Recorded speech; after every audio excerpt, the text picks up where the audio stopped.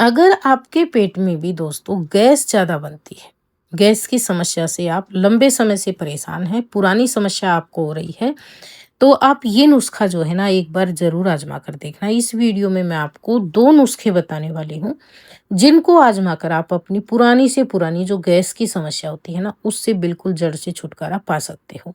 एक तो गैस की समस्या कैसी होती है कि रोजाना ही बहुत ज़्यादा परेशान करती है किसी-किसी को जो लंबे समय से चली आ रही है दोस्तों, धीरे-धीरे करके बढ़ने लगती है और वो समस्या कभी-कभार की ना होके वो रोजाना की बन जाती है। तो अगर आपको रोजाना की ये समस्या है तो भी आपको नुस्खा बताने वाली हूँ, आप किस तरीके से तुरंत छुटकारा पा सकते हो।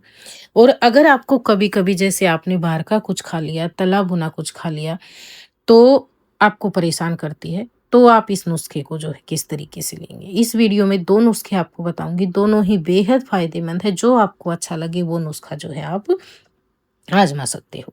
सबसे पहले जो नुस्खा आपको बता रही हूँ, उसके लिए आपको क्या सामग्री लेनी है, वो यहाँ पे मैं दिखा रही हूँ दोस्तों आपको। आपको लेनी है अजवाइन। अजवाइन जो है ना, पेट की समस्याओं के लिए बहुत ज़्यादा फ़ायदेमंद होती है, खासकर जिनको हमेशा कब्ज़ रहती है या फिर गैस बहुत ज़्यादा बनती है। तो आपको जो है ना अजवाइन का इस्तेमाल करना है और अजवाइन जो है ना एक बार में आपको लेनी है सिर्फ 5 ग्राम के जितनी, बहुत ज़्यादा मात्रा में नहीं लेनी है। इसके साथ में जो दूसरी चीज़ आप लेंगे दोस्तों, वो आपको लेना है काला नमक।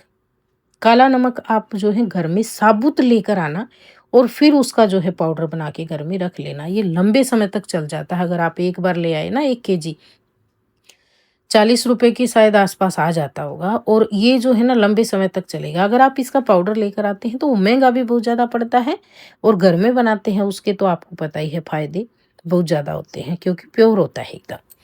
तो आपको लेना है काला नमक। काला नमक आप जैसे आपने 5 ग्राम अजवाइन लेना तो सिर्फ़ आपको 1 ग्राम ही काला नमक लेना है, बहुत ज़्यादा मात्रा में नहीं लेना है। क्योंकि नमक बहुत ज़्यादा मात्रा में खाना भी सही नहीं है, सीमित मात्रा में ही होना चाहिए। तो आपको जो है ना जैसे 5 चुटकी आपने अजवाइन ले ली, तो उसके साथ में आप 1 से 2 चुटकी नमक का इस्तेमाल करेंगे। तो यहाँ पे हमने अजवाइन ली है दोस्तों, ये जो चम्मच है ना मेरी, ये छोटी चम्मच है, बहुत ज़्यादा बड़ी नहीं है, जो खाना खाने वाली चम्मच होती है ना नॉर्मली वैसी भी नहीं है ये, उससे भी छोटी है। तो हमने आधा चम्मच ली है। अंदाज़े से आप सोचेंगे ना तो ये 3 से 5 ग्राम के आसपास की ही जो है अजवाइन है और साथ में आपने जो नमक लिया है, ये बिल्कुल आपको 1 से 2 चुटकी ही लेना है और जिनको बीपी की समस्या है, हाई बीपी की, वो आप चाहें तो सिर्फ़ आप अजवाइन से जो है आज़मा सकते हो नुस्खा। उनको नमक लेना अगर नहीं है तो कोई बात नहीं है, आप बिना नमक के भी इसे ले सकते हैं। या फिर जैसे मैं दूसरा नुस्खा बताऊँगी आपको, आप वो आज़मा सकते हो। तो इस तरीके से बस इतनी ही क्वांटिटी में आपको 1 दिन में जो है ये अजवाइन लेनी है दोस्तों। अब इसको लेंगे किस तरीके से वो यहाँ पे आपको मैं बता रही हूँ। जैसे आपने देखा हमने यहाँ पे निकाला है नमक और अजवाइन अलग से। 4-5 चुटकी अजवाइन, 1 चुटकी नमक। जिनको भी हमेशा गैस की परेशानी होती है ना, उनको क्या करना है, जो ये अजवाइन ली हमने, नमक लिया है, इसको आपको खाने के 5 मिनट पहले 1 गिलास गुनगुने पानी के साथ में जो है फाँक कर खा लेना है और उसके बाद में आपको खाना खाना है। इसे आप डेली लेंगे, सुबह के समय भी आप लेंगे और शाम के समय भी आप लेंगे, खाना खाने के जस्ट पहले। तो इससे क्या होगा, आपको बिल्कुल भी गैस नहीं बनेगी दोस्तों। 3 से 4 दिन में तो बेहद फ़ायदा लगने लगेगा, चाहे आपको पहले कितनी ही गैस की समस्या क्यों ना हो। हाँ, जब भी आप ये नुस्खे आज़माने लगे ना, तो जैसे आपने खाने के पहले 1 गिलास पानी भी आपके पेट में गया, जो आपकी सेहत के लिए बहुत बढ़िया होता है। खाने के पहले आप पानी पीते हैं ना, एकदम बढ़िया होता है दोस्तों। साथ में गई अजवाइन और नमक, ये भी आपके आज़मे के लिए दोनों चीज़ बढ़िया है। तो आप इस नुस्खे को जो है ना लगातार कुछ दिन तक आज़मा कर देखना। आपको खाने के 5 मिनट पहले ये लेना है और फिर आपको जो है खाना खा लेना है। इसी तरीके से सुबह और इसी तरीके से शाम को। हाँ, जिनको कभी-कभार गैस बनती है ना, जैसे आपको ऐसे लगे कि हाँ, तली हुई चीज़ें खाते हैं, तभी हमें गैस बनती है, तो भी आप इस नुस्खे को जो है ना इसी तरीके से लेना। आपको पता है आज घर में पकवान बन रहे हैं, तीज त्योहार पे बनते ही हैं, तो आप जो है ना पहले ये नुस्खा आज़मा लेना और फिर आप वो चीज़ें खा लेना। तो आपको कभी-कभार वाली गैस भी नहीं बनेगी और जिनको हमेशा रहती है, वो तो इस नुस्खे से बिल्कुल जड़ से छुटकारा पा लेंगे दोस्तों। आप एक बार आज़मा कर देखना, आपको बेहद फ़ायदा लगेगा। दोनों समय इसी तरीके से लेना है। ये नुस्खा आपको कम से कम महीना भर करना है और उसके बाद में आप कुछ दिन के लिए जो है बंद कर देना और फिर आप देखना आपको दोबारा से बन रही है गैस, तो आप ये ले सकते हो, आपके लिए फ़ायदेमंद है, किसी तरह के इनके साइड इफ़ेक्ट नहीं होते हैं। और अगर आपको लगता है फ़ायदा हो गया है तो आप इस नुस्खे को महीने भर के बाद में बंद कर दें और जब भी आपको लगे गैस परेशान कर रही है तब आप इस नुस्खे को दोबारा से लेना शुरू कर देना। दूसरा जो नुस्खा है वो किस तरीके से लेना है और इसमें आपको क्या-क्या चीज़ें लगेंगी वो भी यहाँ पे आप देख लें दोस्तों। दूसरी जो चीज़ हमारे पास ये है सौंफ।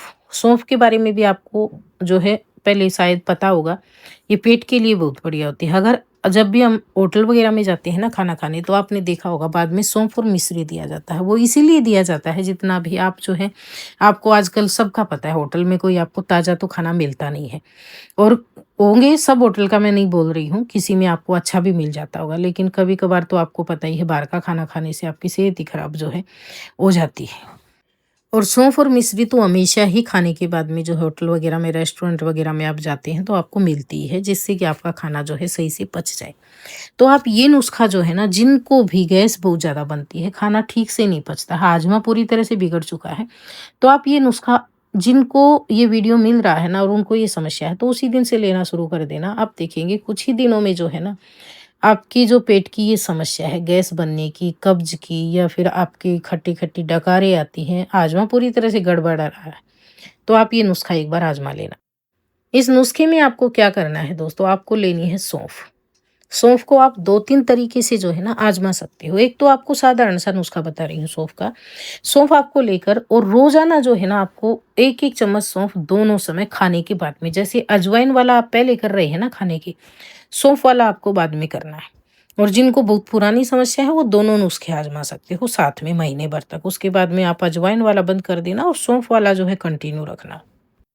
सौंफ वाले नुस्खे में आपको क्या करना है, सौंफ को अच्छे से बीन कर, और जो हरी सौंफ आती है ना, मुखबास की जो सौंफ मिलती है, मार्केट में मिल जाती है इसके बारीक सौंफ के पाउच, आराम से वो ला सकते हो आप, उसको भी घर में बीन कर रखना। और इसमें अगर आप मीठा ले सकते हो तो इसमें थोड़ी सी जो खड़ी मिश्री आती है, जो प्रसाद वाली मिश्री आती है ना, आप होटल वगैरह में देखते होंगे, वो सुंदर दिखती है, लेकिन वो मिश्री आपको नहीं लेनी है। जो खड़ी मिश्री बाजार में मिलती है वो आप लेकर आना और उसको छोटे-छोटे टुकड़ों में तोड़कर जो है आप इसमें, जैसे आपने 100 ग्राम सौंफ ली ना, तो उसमें आपको बहुत ज़्यादा मात्रा में मिश्री नहीं डालनी है, सिर्फ 10 से 15 ग्राम मिश्री डाल लेना।